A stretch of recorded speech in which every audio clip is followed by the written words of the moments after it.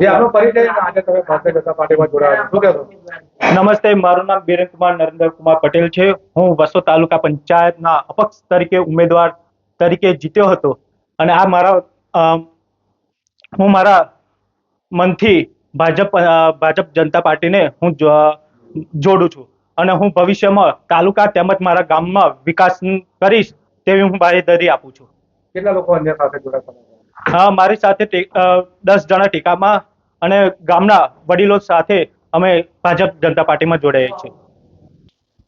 આજે ખેડા જિલ્લાની સામાન્ય ચૂંટણીઓમાં વસો તાલુકા પંચાયતની ચૂંટણીમાં વસો તાલુકાના રામોલ 1ના તાલુકા પંચાયતમાં અપક્ષ લડેલા ઉમેદવાર બીરેનભાઈ પટેલ વિધિવત રીતે એમના સમર્થકો સાથે ભારતીય જનતા પાર્ટીમાં જોડાયા છે.